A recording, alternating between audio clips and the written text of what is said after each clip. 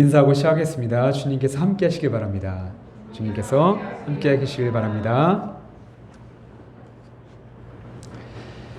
국제 구호기구인 월드비전에서 작년에 172개국을 대상으로 세계인들이 가장 사랑하는 성경 구절이 무엇인지 순위를 발표한 적이 있었습니다. 1위가 무엇이었을까요? 1위는 바로 요한복음 3장 16절이었습니다. PPT를 한번 다음 장 넘겨보시면, 하나님이 세상을 이처럼 사랑하사 독생자를 주셨으니 이는 그를 믿는 자마다 멸망하지 않고 영생을 얻게 하려 하심이라. 이 말씀은 무려 사람들이 구글 검색으로 210만 건이 검색이 되었는데 2위가 고작 8만 2천 건이었으니까 거의 26배의 차이로 1위를 했던 말씀이었습니다. 월드비전은 이 말씀이 사랑받는 이유를 설명해 줬는데요. 무엇이었냐면, 기독교의 핵심 교리를 짧고 아주 명확하게 요약한 이 말씀 안에는 인간에 대한 하나님의 사랑과 하나님의 아들이신 예수님과 기독교인이 되는 것과 영생의 관계를 모두 담고 있기 때문이다 라고 이야기합니다.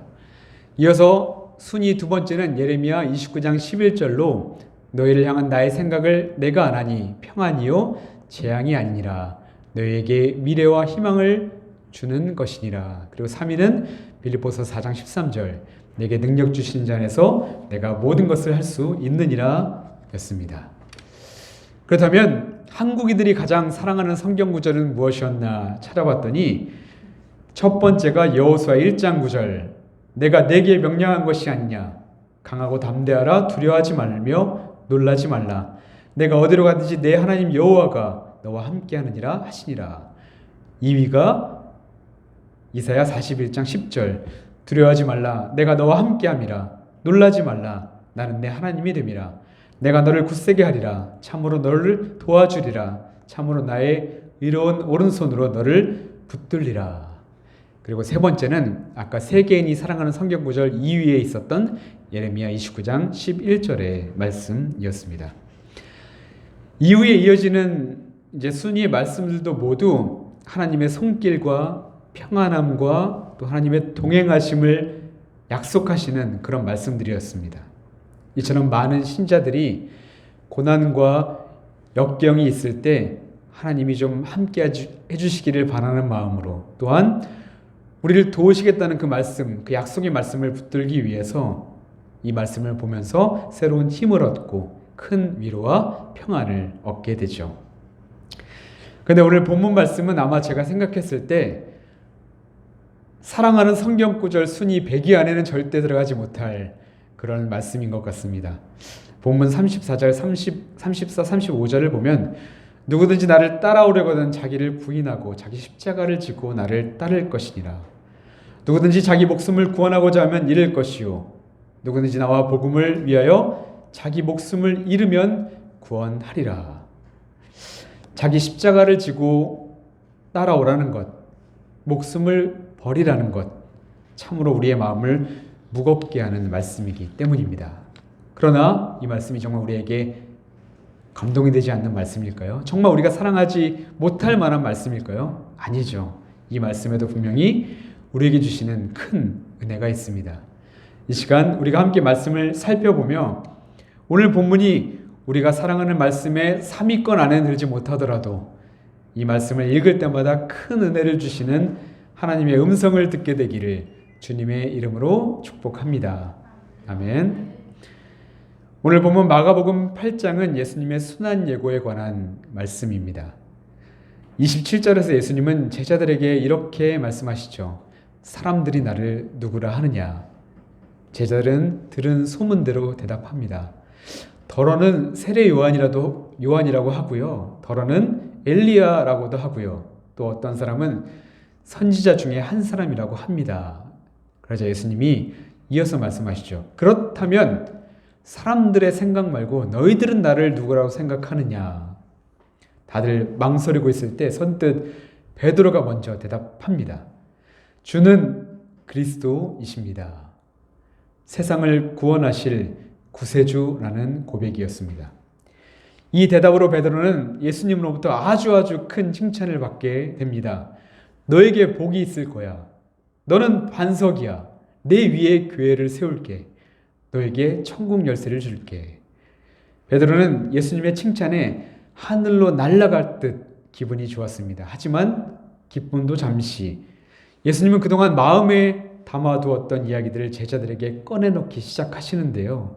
31절을 보면 인자가 많은 고난을 받고 장로들과 대제사장들과 서기관들에게 버림받아 죽임을 당하고 사흘 만에 살아나야 할 것을 비로소 그들에게 가르치시되, 예수님은 사람들에게 버림받아 십자가에서 죽임을 당하지만 사흘 후에 반드시 다시 살아나실 것이란 말씀을 하셨습니다. 그런데 바로 이때 예수님의 말씀을 듣고 있던 베드로가 갑자기 이상한 행동을 하기 시작하죠. 32절을 보면 예수님을 붙들고 항변했다라고 말하는데, 이 말씀은 원어로 강하게 잡으며 질책했다라는 뜻입니다. 그러니까 베드로가 스승이신 예수님을 잡아 흔들면서 그게 무슨 소리입니까? 말도 안 되는 소리 하지 마세요 라고 아주 강하게 질책했다는 것이었습니다. 그러자 예수님은 베드로를 호되게 책망하시죠. 사탄아, 내 뒤로 물러가라. 내가 하나님의 일을 생각하지 아니하고 도리어 사람의 일을 생각하는도다. 아주 방금 전까지 반석이었던 이름이 사탄으로 바뀌어지는 순간이었습니다. 그 다음에 여러분, 베드로가 책망받은 이유가 무엇이었을까요? 사탄아 물러가라는 예수님의 말씀에 그 답이 있습니다. 이 말씀은 예수님이 광야에서 시험 받으실 때 사탄에게 똑같이 하셨던 말씀이었는데요. 사탄이 예수님을 시험한 것이 무엇이었습니까? 돌을 떡으로 만들어 먹어라. 성전 꼭대기에서 뛰어내려라. 나한테 절하면 세상 모든 권세를 다 주겠다. 즉 사탄은 예수님에게 십자가의 길이 아니라 세상이 주는 성공, 물질과 권세와 화려함만을 위한 길을 걷기를 유혹했던 것이었습니다. 그러니까 지금 베드로가 이렇게 생각하고 있었던 것입니다. 예수님이 이스라엘을 해방시키시고 모든 세상적인 복을 부어주실 메시아로만 생각했던 것입니다. 그리고 예수님을 따라다녀 보니까 그게 정말 가능해 보였습니다. 다 된 밥이니까 이제 자기 숟가락만 올리면 되는 순간이었습니다. 그런데 뜬금없이 예수님이 십자가에 매달려 죽으신다니요. 베드로는 도저히 이해할 수가 없었던 것이죠. 다시 말해 베드로는 입으로는 예수님을 우리를 죄에서 건져내실 그리스도라고 고백했지만 실상 그의 마음은 사탄이 주는 세상적인 것에만 마음이 빼앗겨 있었던 것이었습니다. 그런데 이런 베드로에게 예수님께서 아주 귀한 말씀을 전해주시게 되는데요. 34절, 4절, 35절을 우리가 함께 읽겠습니다. 누구든지 나를 따라오려거든 자기를 부인하고 자기 십자가를 지고 나를 따를 것이니라. 누구든지 자기 목숨을 구원하고자 하면 잃을 것이요 누구든지 나와 복음을 위하여 자기 목숨을 잃으면 구원하리라. 아멘. 예수님은 자기를 부인하고 자기 십자가를 지고 나를 따라오라고 말씀합니다. 그런데 여러분, 이건 쉬운 것이 아닙니다. 자기를 부인한다는 것은 완전한 단절을 의미합니다. 단순히 절제하라는 것이 아니라 주님 앞에 나의 가치관, 나의 충동, 욕망, 판단, 생각을 완전히 단절시켜버리고 오직 예수 그리스도만 우리 중심에 모시고 살아야 한다는 것입니다. 자기 십자가를 지라는 것은 어떤 금욕적인 생활이나 고난의 삶을 살라는 것이 아닙니다. 이것은 곧 죽음과도 같은 것을 의미합니다. 십자가를 지고 사형장으로 오르는 사람을 떠올려 보십시오. 그에게는 아무것도 없습니다. 죽음밖에 보이지 않습니다. 의지할 것이 아무것도 없습니다. 그러니까 십자가를 지라는 예수님의 말씀은 하나님을 의지하여 하나님의 뜻을 이루기 위해 십자가를 지실 예수님처럼 제자들도 너희들도 세상적인 모든 소망과 희망, 생명까지도 다 내어놓고 자기를 따라오라는 것이었습니다. 그렇게 하면 하나님께서 구원하실 것이라는 약속의 말씀을 하시면서 말입니다. 근데 여러분, 이 말씀을 보면서 어떤 마음이 드십니까? 큰 영적인 부담과 고민으로 다가오지는 않으십니까? 그렇습니다. 십자가를 지는 것이 말처럼 쉬운 것이었다면 왜 예수님조차도 겟세마네 동산에서 땀방울이 핏방울이 되도록 기도하셨겠습니까? 이것은 결코 쉬운 일이 아니라는 것입니다. 아니, 어찌 보면 우리의 힘으로는 절대로 할 수 없는 것입니다. 그렇다면 이 말씀의 의미가 무엇일까요? 제가 잠시 하나의 이야기를 여러분에게 들려드릴까 합니다.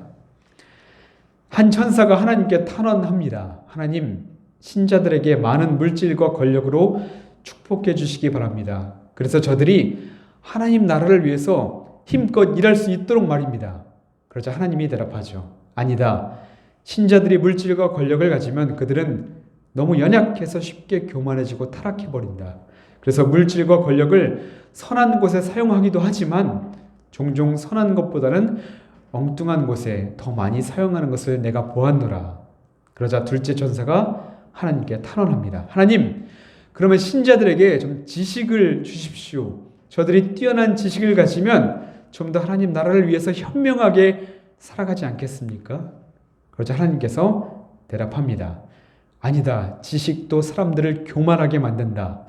솔로몬을 보거라. 사람들은 알지만 행하지 못하는 일이 더 많으니라. 그러자 셋째 천사가 하나님께 탄원합니다. 하나님, 그러면 신자들에게 무엇을 주실 겁니까? 저들이 무엇으로 하나님 나라를 힘써 섬길 수 있겠습니까? 그러자 하나님께서 이렇게 말씀합니다. 나는 저들에게 사랑을 주겠노라. 저들이 그 사랑으로 나와 함께 힘써 섬길 것이니라. 오늘 둘째 성서봉독이었던 로마서 5장의 말씀이 무엇이었습니까? PPT 아까 그 세 번째 부분을 넘겨보시면 로마서 5장 6절, 8절, 10절 말씀이 있습니다. 네, 우리가 함께 읽겠습니다. 우리가 아직 연약할 때 기약대로 그리스도께서 경건하지 않은 자들을 위하여 죽으셨다. 우리가 아직 죄인 되었을 때 그리스도께서 우리를 위하여 죽으심으로 하나님께서 우리에 대한 자기의 사랑을 확증하셨느니라. 곧 우리가 원수 되었을 때 그의 아들의 죽으심으로 말미암아 하나님과 화목하게 되었은즉 화목하게 된 자로서는 더욱 그의 살아나심으로 말미암아 구원을 받을 것이니라. 아멘.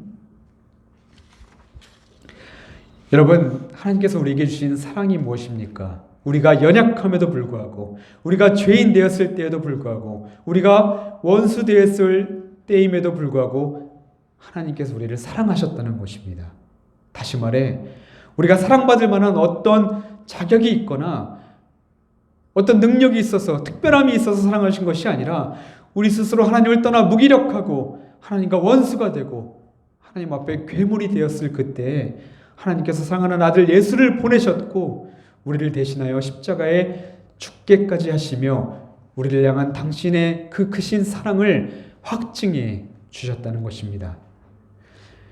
오늘 자기를 부인하고 자기 십자가를 지고 나를 따라오라는 예수님의 말씀은 예수님께서 십자가를 지고 목숨을 걸어야 하실 만큼 나의 죄가 얼마나 더럽고 추한지를 깨닫게 합니다.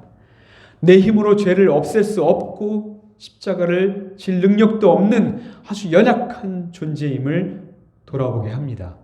그리고 사랑받기 불가능한 인간에게 불가능한 사랑을 하신 하나님의 놀라운 사랑을 깨닫게 합니다. 사랑하는 여러분, 바라기는 우리가 먼저 하나님의 사랑을 맛보아 알기를, 성령님이 우리 안에 오셔서 우리가 깨닫게 해주기를 소망하시기 바랍니다.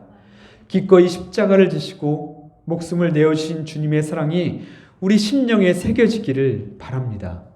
주님은 우리에게 너의 십자가를 지고 나를 앞서가라고 말씀하지 않으셨습니다. 내가 먼저 사랑으로 십자가를 지고 갈 테니까 너는 나의 뒤를 따라오라고 말씀합니다. 아니, 내가 너와 함께 간다고 말씀합니다. 사랑하는 여러분, 주님 주시는 사랑으로 주님과 함께 생명의 길을 걸으시기를, 그리고 내가 진 십자가가 기쁨과 감사의 십자가로 여겨지기를 주님의 이름으로 축복합니다. 아멘. 이제 말씀을 마치려고 합니다. 첫째 성서병독이었던 창세기 17장의 말씀을 보면 하나님께서 아브라함과 그의 아내 사레의 이름을 바꿔주는 이야기가 나옵니다. 아람의 아버지라는 뜻의 아브람에서 무수한 이들의 아버지라는 뜻의 아브라함으로, 나의 공주라는 이름의 사레에서 만인의 공주라는 뜻의 사라로 바꿔주셨습니다. 그런데 이 말씀이 끝나자마자 그 이후에 어떤 이야기가 나온지 아십니까? 우리는 창세기 17장 16절까지 딱 읽고 교회록은 끝났지만 이어지는 17절부터 보면 아브라함이 아들을 주시겠다는 하나님의 말씀을 들었지만 믿지 못하고 비웃습니다. 바로 그 다음 절의 말입니다. 100세가 된 자신이 어떻게 자식을 낳을 수 있겠냐며 방금 전까지 하나님의 말씀을 똑똑히 들었던 이 아브라함이 하나님의 말씀을 비웃었던 것이었습니다. 이것은 사라도 마찬가지였습니다. 18장 12절을 보면 아들을 낳게 될 것이다 라는 하나님의 말씀을 듣고 속으로 사레가 비웃습니다. 여기서 사라의 웃음은 원문으로 경멸의 웃음이었습니다. 하나님의 말씀을 말도 안 되는 헛소리로 받아들였던 것이었습니다. 이처럼 믿음의 조상 아브라함과 그의 아내 사라도 우리와 마찬가지로 둘 다 연약한 믿음의 사람이었습니다. 그런데 놀라운 것이 있습니다. 믿음 없고 연약한 아브라함과 사라였지만 하나님께서 계속해서 은혜로 함께 해주셨습니다. 그리고 그들에게 끊임없이 말씀을 들려주셨고 그들과 동행해 주셨고 그들의 이름뿐만 아니라 결국 그들의 전 존재를 하나님의 사람으로 조금씩 변화시켜 주셨던 것이었습니다. 사랑하는 여러분, 나를 위해 죽으신 그리스도의 사랑을 깨닫는 것, 자기 십자가를 지고 주님을 따라가는 것, 그리고 구원의 감격을 맛보는 것, 이것은 우리의 힘과 능력으로 할 수 있는 것이 아닙니다. 사랑의 하나님께서 저와 여러분과 함께 하셔서 말씀을 들려주시고 사랑과 은혜를 주시며 그로 인해 우리의 전 존재가 거듭나야만, 바뀌어질 때에만 가능한 것입니다. 세상 것을 얻기 위해서 자신의 욕심만 쫓아 살았던 지난 삶에서 돌이켜 그리스도의 십자가를 바라보는 삶으로, 그분의 사랑을 한없이 누리며 즐거이 그분의 뒤를 따라가는 삶으로, 그렇게 주님과 동행하며 십자가의 길, 생명의 길을 걸어가는 은혜가 저와 여러분에게 함께하기를 주님의 이름으로 간절히 바라고 축복합니다. 아멘. 기도하시겠습니다.